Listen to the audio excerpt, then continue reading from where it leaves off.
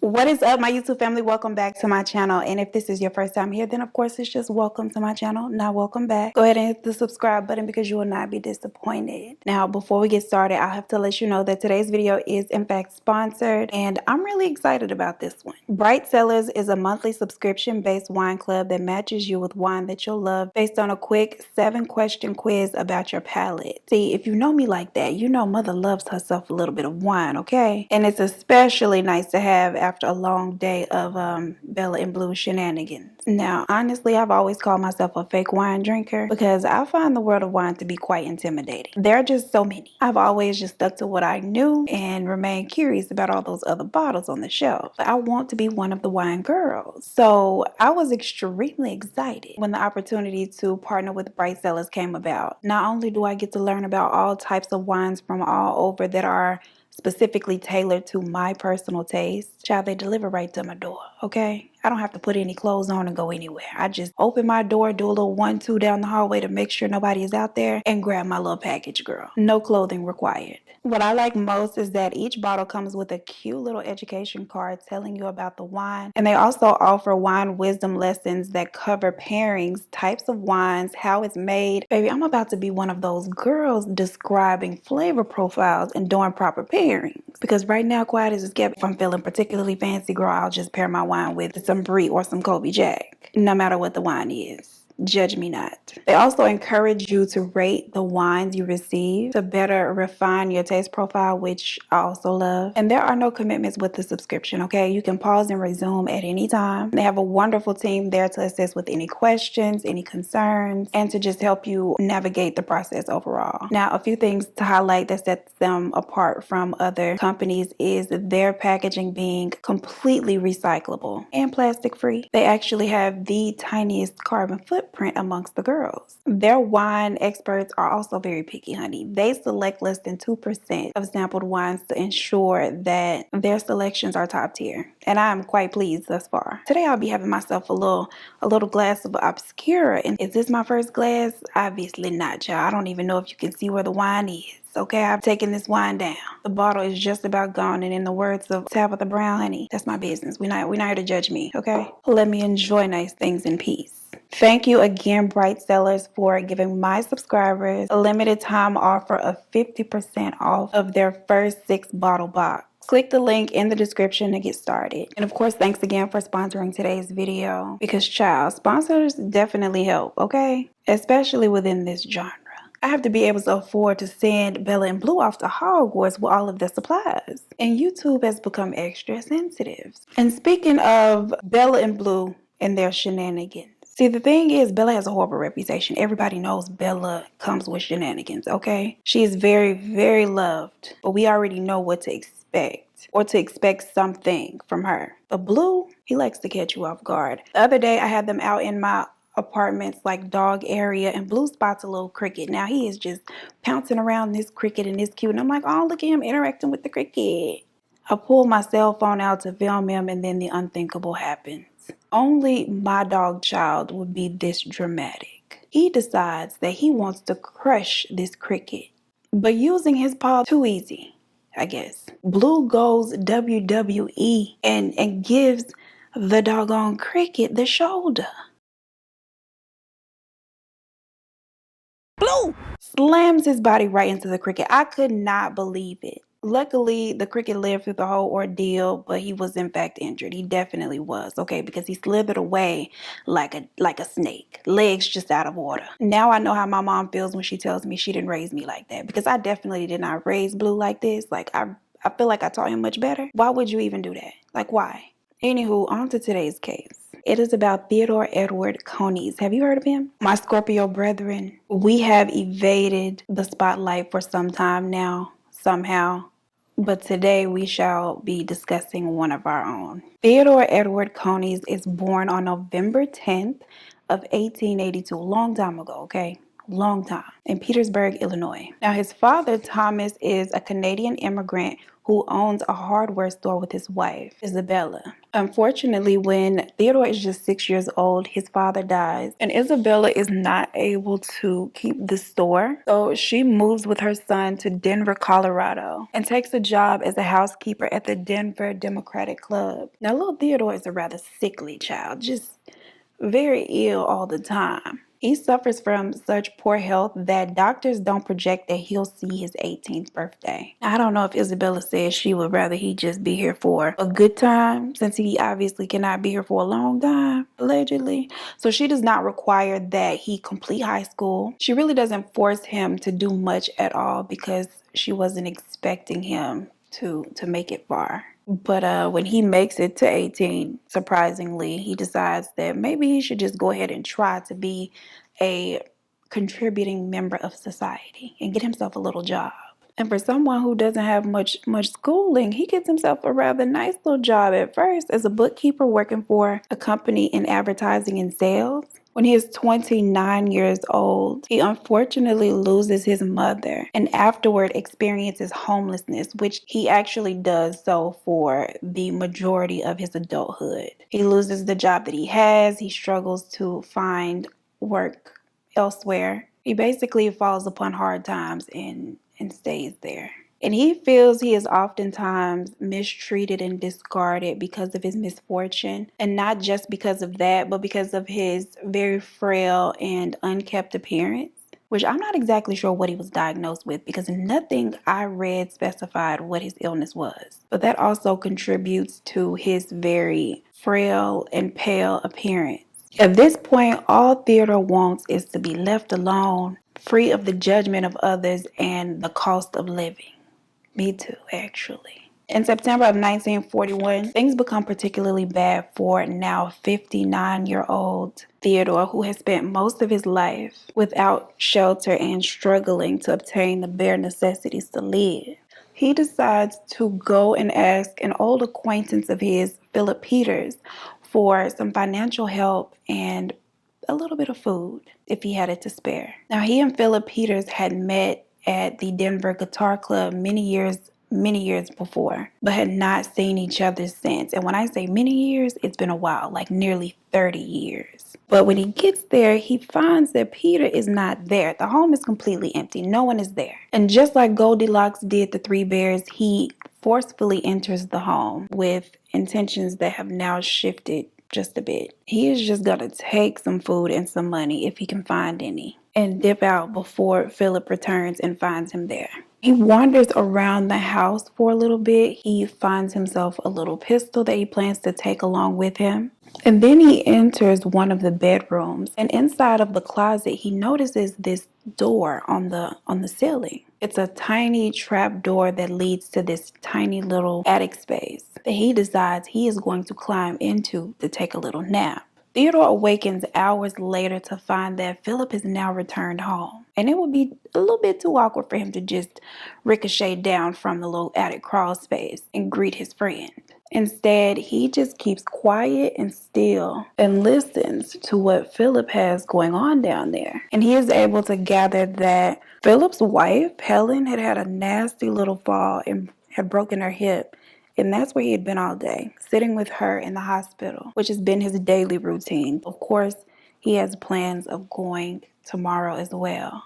At this point, Theodore decides that he'll just camp out there in the attic space until then and ease on out tomorrow once Philip leaves to go to the hospital. He has nowhere else to be anyway, so works for him. This one night spent in the attic turns into 5 long weeks of him sleeping in this man's attic.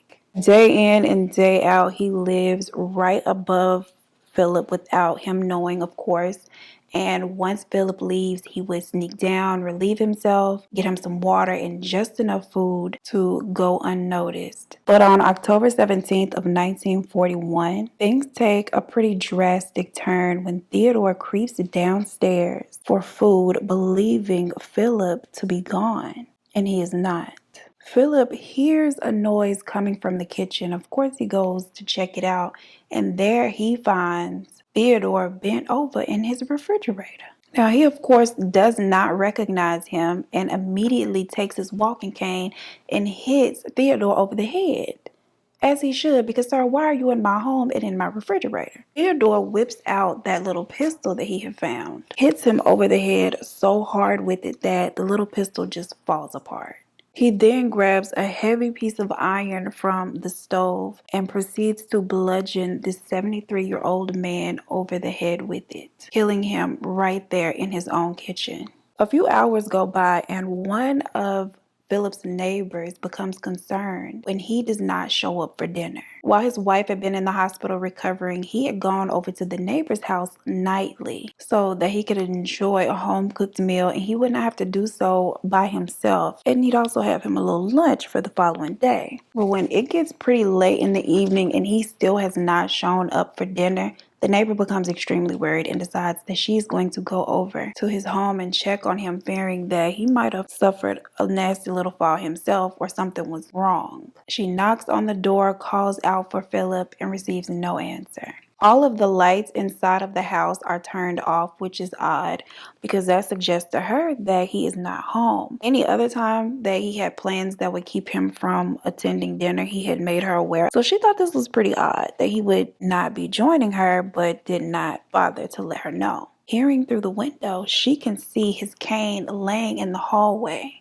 At this point, she just knows that something terrible has happened. Every door or window that she has access to from outside of the fence is locked tight.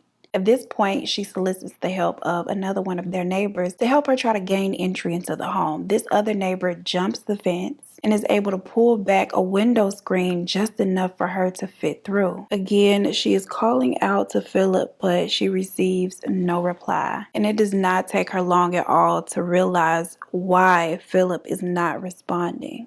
She finds him laying face down in a giant pool of blood, suffering over a dozen skull fractures.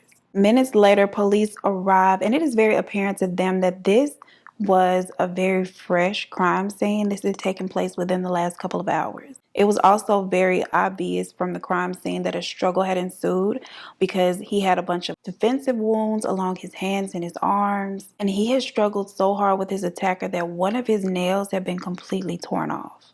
Now, of course, the first thing that they do is check for signs of forced entry. Naturally, one of the first things that they do is check for signs of forced entry. But aside from that one window screen being pulled back, there are none. There isn't a scratch or a pry mark in sight. At this point, they rely on neighbors for clues as to who could have done this. Starting with the neighbor most familiar with him and the one who had gone by to check on him in the first place. But according to her, Philip was not the type of guy that made enemies easily, and she can't think of a person who will want to hurt him. His wife Helen is also oblivious as to who may have wanted to do this to him. So believing this to be a random attack, they appealed to the public for any information that could be helpful, like had anyone seen any suspicious or unfamiliar faces in the area that day? And in response to that question, they received nothing.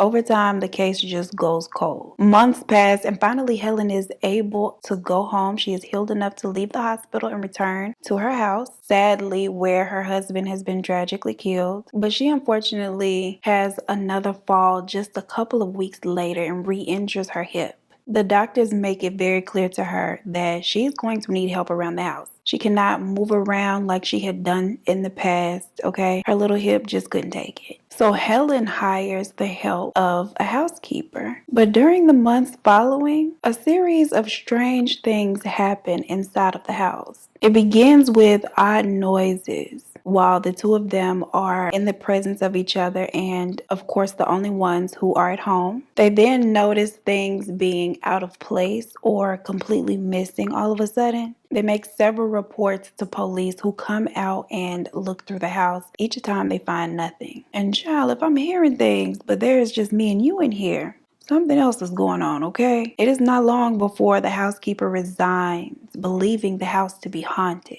Helen then hires a second housekeeper who has the exact same experience. And she was so spooked by these invisible forces. On the day that she left, she didn't even gather all of her things. Okay, she just flees from the home saying that she will not stay in some haunted house. And so another housekeeper is hired who very quickly becomes convinced that yes, something sinister is going on inside of this home. But her experience was a lot worse than the ones before. She claims to have seen a white hand coming around a door. At the sight of it, she screams in terror. The hand immediately goes away, and then she hears the sound of footsteps as if whatever it was now running away. Hell, she should be the one running. She had also claimed to have heard scratching sounds and clawing noises from inside of the walls before this had happened. So this was, child, this was the straw that broke the camel's back, okay? She was done after seeing the little hand.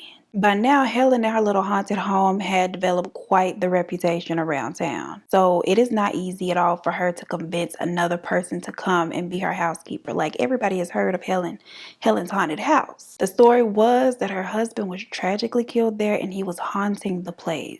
And so no one wanted any parts of this house. Even the neighbors had begun to make claims of experiencing paranormal activity with this home from the outside. One of the neighbors claiming to have seen a white ghostly face peering at her from a darkened room inside the house. Despite all of this, you know who is not scared? Helen. Helen says she was not about to give up her home, the comfort of her bed, for some ghost. Okay, baby, we're gonna have to be in here together. This is my house, and I'm not leaving. A good friend of hers decides to come to the house and move in and help her out so that she can stay inside of her home. Now, this friend, of course, she had heard about all of the things, but she felt like, you know what? I can handle it. I'm not afraid, right? However, once she got in there and had a couple of experiences herself, things began to change, okay? Mama's was singing a different tune. It is not long at all before this friend tells her, look, Helen, now I tried to help you, girl, but I can't stay here anymore. She opts to move out, and at this point, there's no one else to come and move there and help Helen. So she too leaves the home and goes to live with her son in Grand Junction, Colorado, leaving her precious home vacant. Or so she thought. And people were really afraid of it. Nobody wanted to go near it, but it was kind of like a bad car accident, right? Like, you know it's bad, but while you're passing it, you can't help but to look at it. And in doing so, neighbors are continuing to notice strange things happening inside the home. Some days lights would be on, some days lights would be off. Some days the blinds would be closed, other days the blinds would be open. Some neighbors even claim to have witnessed the transition of the lights going literally off or on right before their eyes, and also even hearing noises come from inside of the home. Many of these odd occurrences are reported to the police, and finally in July of 1942, after Helen had been gone for months from the home, two detectives decide to spend a little time there sitting outside of the house to see if they could witness any of this happen.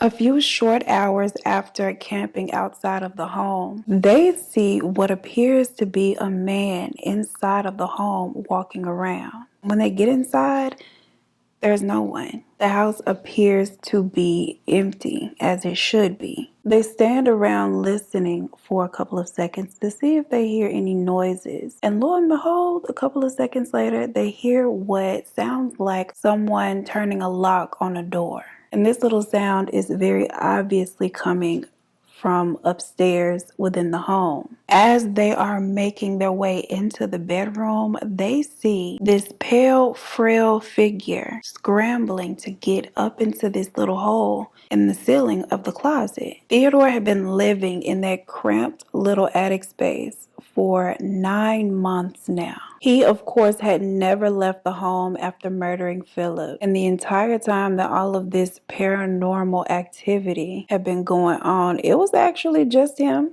up there living life. They order him out of the attic immediately, but the sight of him was just so jarring that at first they can't help but feel bad for him. And of course, at this point, they don't know he's a murderer, right? His clothing is filthy and torn. He is extremely pale. He looks very weak. And he is also extremely thin from malnourishment. So much so that even standing at 6 feet, he only weighed 75 pounds. The police who had initially investigated the murder scene, as well as the officers who had come out to check out the noises that had been reported, none of them had searched this tiny crawl space because no one thought that it was physically possible for a human to get through the door. This door was tiny. It was only 8 inches wide and 15 inches tall, okay? I think I have a bag at those dimensions. The actual attic space itself was also extremely tiny. It was only 27 inches by 57 inches in size. Inside of the little crawl space, they find containers of human waste neatly stacked alongside the wall. The already very tight space was also cluttered with litter and trash and just nastiness. Okay, it smelled something fierce. During the entire time that he had stayed there in that space in the house, he had not even bathed once. One of the officers said the smell was so foul that it made him throw up his lunch. Theodore is taken down to the police station and they realize that maybe he had something to do with Philip's death. And so they ask him about it, and initially he denies any involvement or any knowledge of it. He's like, baby, I don't know what transpired. I was upstairs in the attic minding my business. They are, of course, not buying any of this, and they keep applying pressure for him to admit his guilt, which he eventually does, explaining that he had not meant for any of this to happen. That he had committed this act on impulse and out of fear and had stayed inside of the house after the fact because he was afraid to leave, knowing what he had done. Child, I think he just wanted himself some shelter, honestly. But you know, that's just me assuming. They have him evaluated to see if he is even mentally competent enough to stand trial, which he is deemed mentally stable enough to do so. And so a trial date is set. At the conclusion of it, he is found guilty and sentenced to life in prison, where he was incarcerated at the Colorado State Prison and is labeled a model prisoner. Hell, I bet he was. He probably was grateful to be there, honestly. If you can survive in a little attic space with a bunch of cans and bottles of your own feces, honey, I'm sure you would be happy about having 3 hots and a cot, guaranteed. Y'all, please don't hit me for this, but I used to say back in the day, honestly, I just know somebody is going to let me have it for it, but I'm going to say it anyway. I used to say back in the day, if I didn't have a place to stay, child, I would just run into a little convenience store and steal a bag of chips, girl, run out and just sit on the curb and wait for the police to show up. Baby, take me to jail. Take me to jail where I have some food and shelter. I'm not saying anybody else should do that. I'm just saying that was my plan. Like my plan Z. Because, you know, this adulting thing is hard. That's still my plan Z, quiet as it's kept. I don't know what Bill and Blue would do if the time came. But at that point, I just have to look out for me. They can survive in a while, probably. Theodore got himself a little job in the jail as an associate inside of a prison electric shop. And he actually has a more peaceful and pleasant life inside of prison than he had ever in his life in the free world. But on May 16th of 1967, Theodore Edward Coneys dies in prison at the age of 84. Those doctors really had it wrong. They said this man would not live to see 18. And he made it past 80. Wild. Now, I had not intended to still have this much left to do after the story. But here we are. So let's chat a little bit. Child, as for y'all's niece and nephew, yes, Bella is still banished from daycare, okay? She is. So sometimes I just drop Blue off by himself, and then me and her like go have lunch. I'll take her in Sephora and along to run any other errands that have dog-friendly establishments. And she likes that. Like, she likes getting out. She loves the attention. She's just so cute. Blue is, of course, still thriving out here in these streets. And as for me, I've just been out here living life, honestly. Laying low, minding my business, girl. And let me tell you, YouTube burnout is the thing, honey. I honestly experienced burnout, and I thought that I was coming out of it, like, I think last month when I first came back after being gone for a couple of months. But I honestly knew I was not ready. I didn't feel ready, but I had some contractual obligations to fulfill, and so I had to come back, right? But now I am finally at the point where I'm feeling like excited again, motivated again, and just enjoying the process of creating content. The urban legends and the believe it or not, are both coming back. I just have not felt like I felt like I lost my mojo, like Austin Powers, girl. That's exactly how I was in here. And I decided to just take a step back and just live life and enjoy life. And I've been doing that. I have some great, amazing friends here in Houston that have been very helpful. Yeah, I haven't been like in a space where I've been sad or anything like that. It's just burnout. It's just, I feel like I was going full speed and then just breaks. And aside from some anxiety around, what if I never get my mojo back? Like, I need to be pushing out content. I've been pretty happy. Like, there weren't any negative. I wasn't sulking or sad and depressed in a corner or anything like that. I just had to set this here on the back burner for a second and just take time and enjoy life. And I really feel like doing 2 videos a week takes a lot. Doing all the research, filming, the editing, like literally doing everything. That takes a lot. And when I was in Memphis, there was nothing to do. Like, there was literally nothing to do. So it was like being deep into my work and literally doing nothing else. And I don't think I was as happy as I am back then. So it was like, that was my escape. I kind of needed to be working that hard, like all the time. And now that I'm not in that space where I'm just unhappy and I actually like getting out, enjoying things and, you know, seeing the world, I'm at a good place to like balance the work and enjoy life and do both things at once, because I want to do both at once. Okay, I think I was out of focus. Yeah, so now I'm just out and about living my best life, girl. And if you see me out in these Houston streets or Memphis streets or wherever you see me, because I have been going kind of back and forth, yeah, I always say hey. I love when y'all come chat with me. Like, I love it. And if you see me out there with somebody, so girl, mind your business. All right, that's enough for today. I'm gonna end the video here. This was a nice chat. Sounds like the police are on the way. Before you leave, make sure you like the video, share the video with a friend, comment down below. Let me know your thoughts. As always, I appreciate you so much for spending your time with me, and I look forward to seeing you in the next one. Peace. Every time I start filming, Blue gets the snoring like he just got off work. I don't understand it. That fancy girl describing flavor palettes. Flavor profiles. Just click the link in the description box to get started. Really, Blue? How am I gonna see you to Hogwarts? How? If I can't do that, how?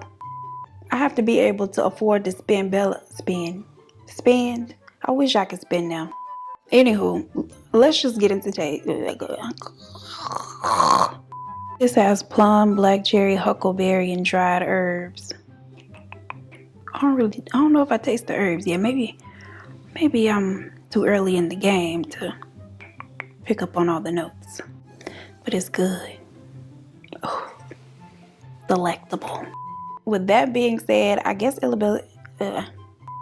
now he awakens hours later to find that Philip Peters, girl, and listens to what Peter has going on down there. Why am I calling this man Peter? That ain't his name. It's his last name, not his first name. Girl, get it together. A little part of me likes how chaotic this looks before everything is done. Why am I forgetting this man's name? Like, this ain't his house. The little pistol just shatters and falls apart. Shatters is so extra. It don't shatter, girl. I really just overdid it with the foundation. Now you can't even see the contour. One of Peter's, why do I want to call this man by his last name so bad? And is able to pull back a screen window. Is that how you say that? No. I ain't gonna hold you. I don't even know what siren that is. I don't know if it's a fire girl or if it's an injury. That's so sad. And in response to that, and she hears footprints. Footprints, girl. She heard footprints. It's the wine.